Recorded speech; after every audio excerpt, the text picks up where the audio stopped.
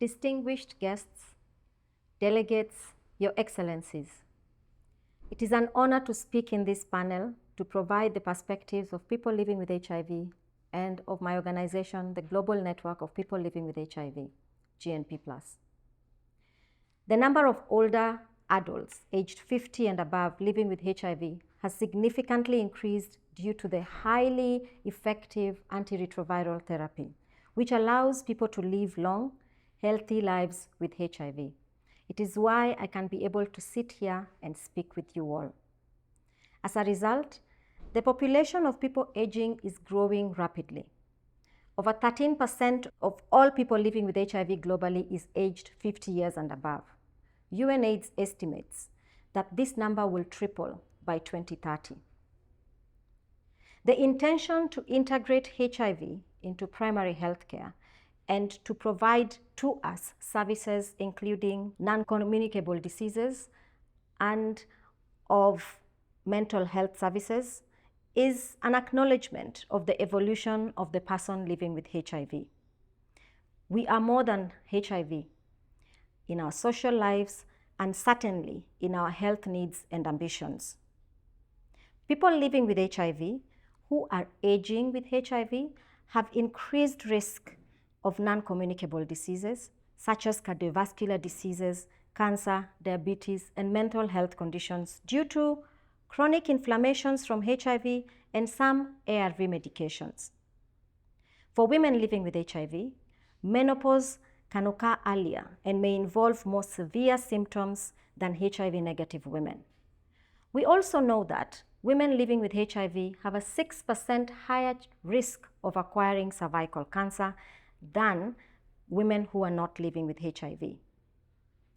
The People Living with HIV Stigma Index global report released in 2023 showed over 80% of people living with HIV from 35 countries experienced internal or self-stigma, showing the need for integrating mental health services within HIV services. But this is more than statistics. It's our lives. Last year, GNP Plus and partners held the Living Pre-Conference at the AIDS 2024. Two groups were visible in this meeting: the older people, the younger people. The message was the same. We would like to get our services from one place. It is increasingly difficult for us to get our services from different health facilities. In that very meeting, we also learned of people who have experiences getting all their services from one clinician. Early this year, in April 2025, GNP Plus, together with the National Network of People Living with HIV in Kenya, was supported by partners to bring together over 80 participants living with HIV from 18 countries, 6 regions of the world. In this meeting, we were sitting to understand how to adapt to the current changes because of the funding constraints within the HIV response. Integration emerged as one of the most important ways for us to access our services, not because of the funding, but because we need it. As we evolve as people living with HIV, we underscored the need to have integrated services. Having learned from different partners in this meeting about the realities of the HIV funding landscape and the efficiencies needed for the health sector, we also understood that integration is essential for us as a pathway for securing our treatment access, but also for securing universal health coverage. GNP Plus was tasked to coordinate us all to define people living with HIV minimum standards of integration of HIV into primary health care and universal health coverage by people living with HIV. We hope to release this report in December at ICASA together with you all.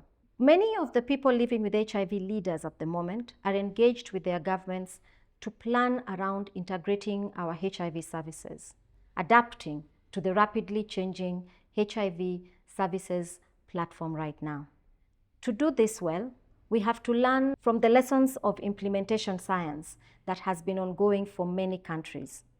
Many of our people living with HIV networks from Africa region are members of SEQUEN. Many others have engaged with partners like PATH to test and model different options for integrating HIV services and other services needed by people living with HIV. I have witnessed in the last few years in the clinic where I go for my treatment, many people accessing HIV and services for NCDs. And even if you're not getting the treatment, there's screening and there's alerts and there's information and knowledge. This is useful because then we are able to holistically take care of our own health.